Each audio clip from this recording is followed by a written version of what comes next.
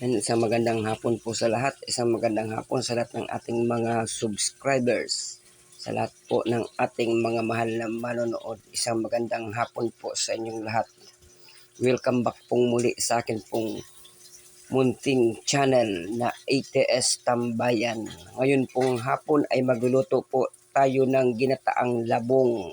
Ayan po yung ating lulutuin ngayong hapon, mga mahal kong manonood.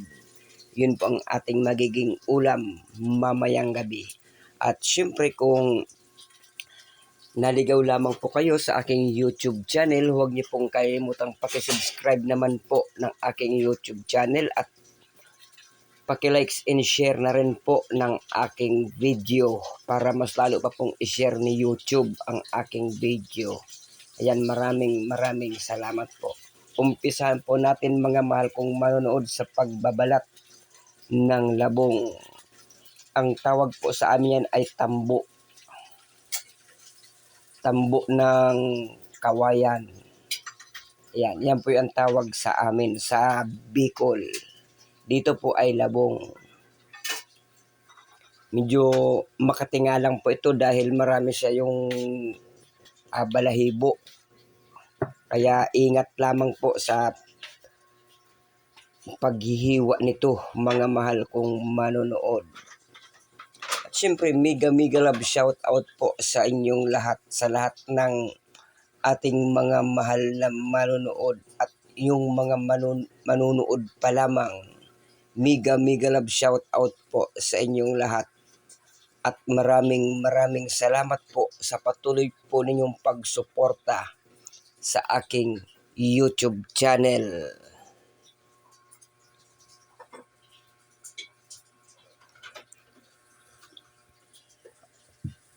Ayan, medyo matagal nga lang po itong gawin o yung pagiging preparasyon po nito dahil hihiwa tayo ng kaunting piraso tapos babalatan ulit natin, hihiwa ulit, babalatan natin.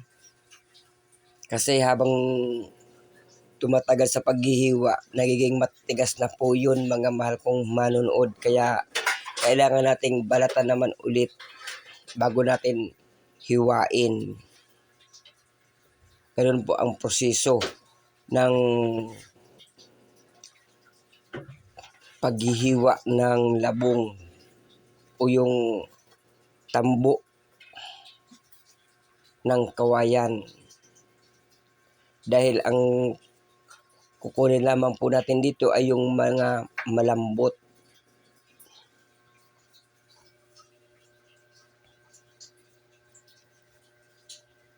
Kita nyo naman po mga mahal kong manonood. Pagkatapos maghiwa ng konting piraso, babalatan. Ayan, tapos na nga po tayo sa ating sinagawang paghihiwa mga mahal kong manonood. Ayan, kailangan po nating ilagay sa pressure cooker para lumambot po ito mga mahal kong manonood. Ang isinunod naman po natin ay yung okra.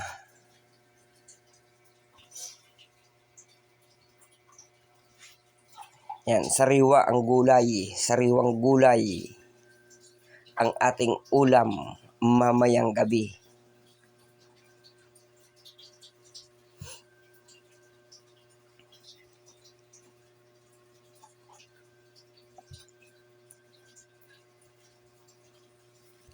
Ang sahog nga po pala natin dito mga mahal kong manonood ay hipon. Yan, muntik na nating makalimutan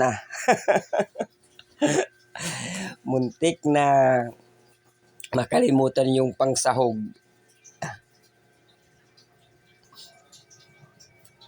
Yan, nilagyan po natin ito ng ng okra para mas lalong sumarap.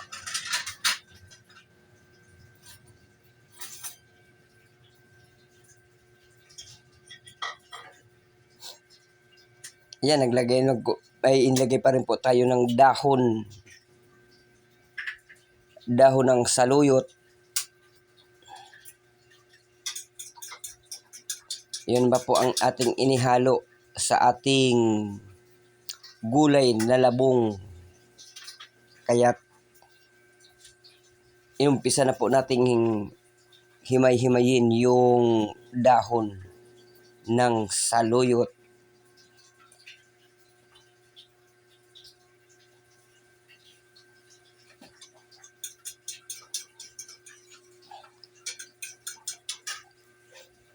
Ayan mga mahal kong manonood, tapos na po nating hiwain yung mga gulay. Ngayon naman po yung tinapa. Ayan, kailangan nating tanggalin yung kaliskis ng tinapa. Hihimayin rin po natin itong mga mahal kong manonood.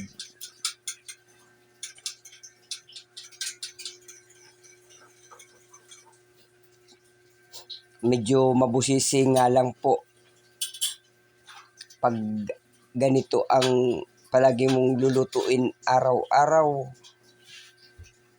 Maraming oras po ang gugugulin mo. Subalit, sulit naman po sa sarap.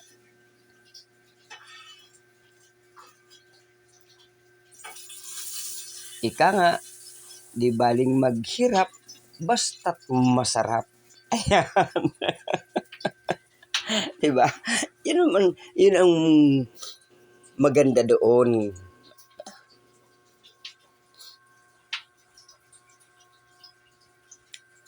Sulit na sulit ang iyong pagod.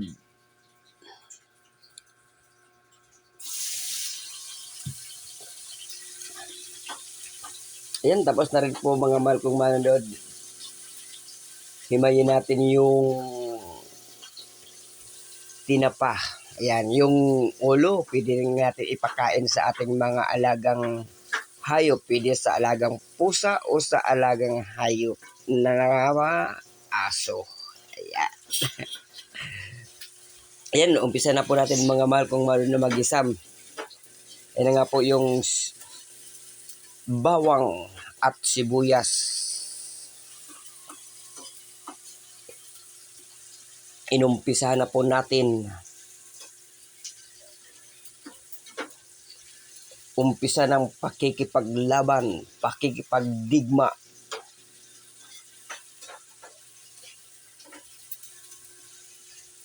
Ay na rin po, inilagay na rin po natin yung labong na ating inilagay sa pressure cooker para lumambot.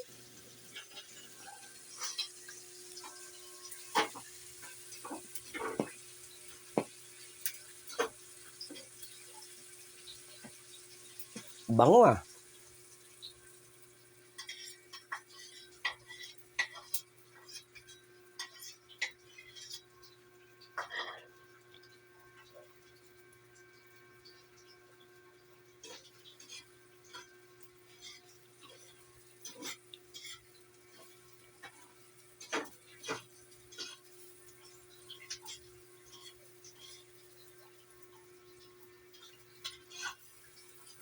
Ayan, naglagay na po tayo ng gata.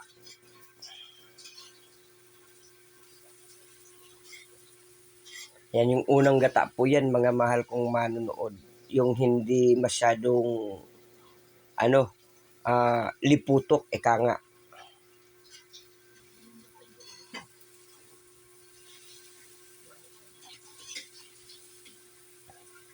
Pero mayroon pang pinakauna dyan mga mahal kong manonood.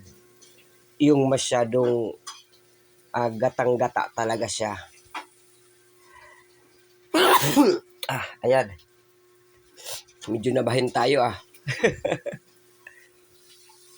Ayan, inilagay na po natin yung hipon mga mahal kong manonood.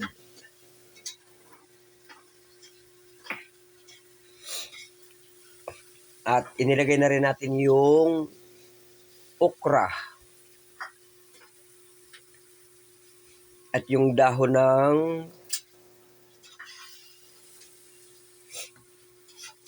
na ating hiniwa kanina.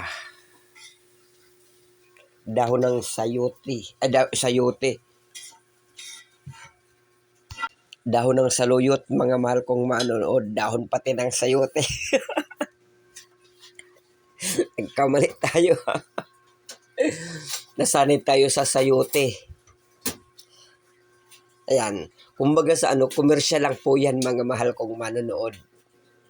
Yung pagsabi natin ng daw ng sayote. Kumbaga, sahog lamang po yun.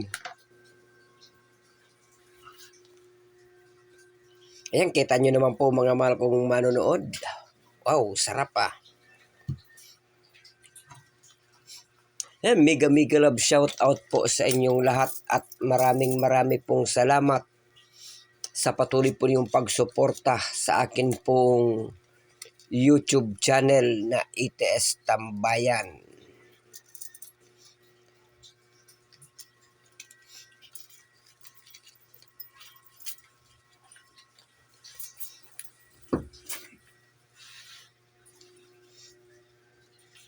Ayan na po, mga mahal kong manonood.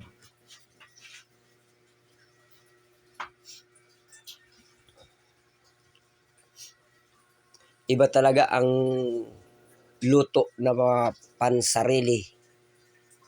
Yun po bang luto na gagawin ulam mo kaysa sa luto na pantinda?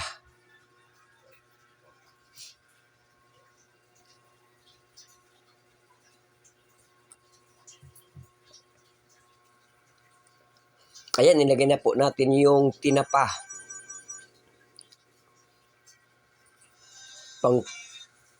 Pangpasarap pa sa ating nilulutong gulay na labong.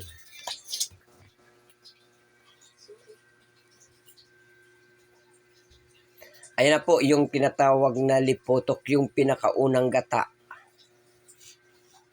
Ayan po yun mga mahal kong manonood. Kung bagas ano yung finish.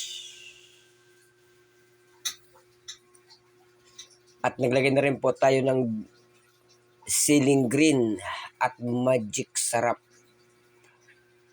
Yung seasoning na pangpadagdag sa ating mga niluluto para mas lalo pong sumarap ang ating gulay, ang ating piniritong isda, o ano pa man na ating lulutuin sa ating tahanan. Ayan. Siyempre naglagay po tayo ng konting asin.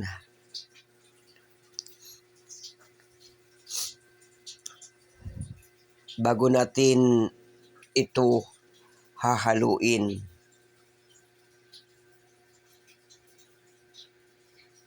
Wow, sarap. Kitang-kita po ang ebidensya.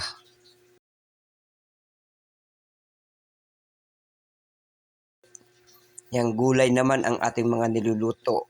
Ay na nga po mga mahal kong manonood yung ating ginataang labong. Marami pong salamat. Bye-bye. I love you all. God bless to one and all. See you on my next video.